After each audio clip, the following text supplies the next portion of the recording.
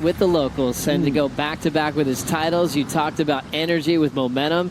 His momentum started before that to his semifinal finish at Jeffreys Bay, making the switch to sharp ice surfboards. Looks like everything's in sync.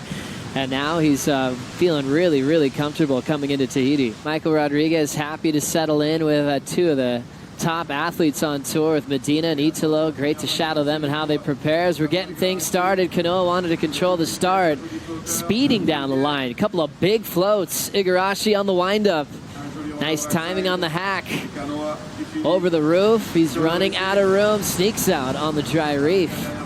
So controlling the start will find out if that rhythm is going to be important in the outcome once this heat's over. Sitting deeper than Wilco, getting this first wave, and nailing a couple of big turns. Lots of speed right off the bat. I was interested to see if there was one behind it, because we do know that the second waves of the sets have been better. To Kanoa's advantage, there was nothing there. Look at this speed he gets straight away. Pump, those little movements of his ankles and his knees just to build speed in that board. This one, covered a lot of distance at the top of the wave. Into a nice snap there, looking positive and strong and confident on his board, on his feet, and gets out of that one at the perfect time. Love the speed he gets off these boards that he's been riding in the last few events. It doesn't look like he has to try too hard. Massaging the soles of his feet. And you know, and it ended up having me look into reflexology, and before I knew it, I was sitting there massaging the soles of my feet. I love it. Watching this is Wilco. First wave, the goofy foot from Copacabana in Australia, just wrapping away. Beautiful carving arcs inside to that steeper section, in and out.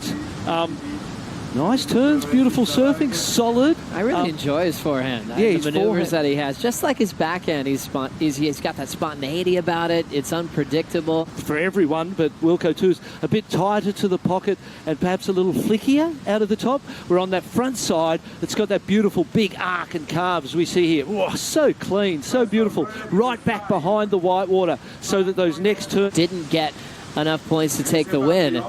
Here comes Wilco again, live out front. First turn, just a check in the pocket. There's that front side wrap. Nice tempo and rhythm, just hitting the coping there. We heard the commissioner talk this morning and mention the potential for a little bit of onshore breeze, and I think we're seeing the effect of that in the wave pace now. Oh, that's right. Seeing it here on Wilco's wave. How'd you like his performance here? It was nice, and it was a wave that it was I don't know, in a sense. Was on the next one. Hard off the bottom, big vertical and the fin throw. Belts it vertical again, ditching the fins. Two radical maneuvers to answer to Wilco. A little pedestrian almost, right? A little sort of just going through the motions. But this one had the flair. Look at it, just jabbed that nose in and whipped that tail out. Another one out of the top, which kind of made this comparison to Wilco's, and that's where that pedestrian word, and I mean that with all due respect, it was just a little more going through the motions, where Kanoa's had some flair and vigor in it. Two big hooks that gave us that energy, like we've been talking about. Oh, here we go. Kanoa again live. There's that fin throw he's been loving on that first section.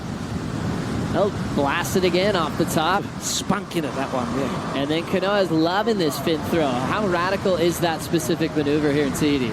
Something that when you're concentrated so much on the tail drifting, at times you might not get as much board out of the lip and a vertical nature to the turn, because there's more energy in the slide and the drift than there is in the placement straight up into that pocket.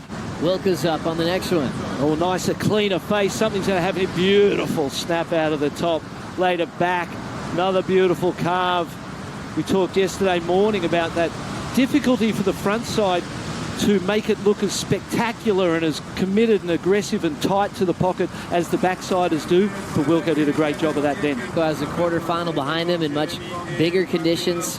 Had a great win last year at Cloudbreak, and unbelievable surf. As we check out what he did on the last one here. What'd you love? I love this little layback snap. Just drops the back arm and whips it really tight to the pocket. This one again, beautiful carve and full commitment in the rail. Gets another one in here, bang off the top.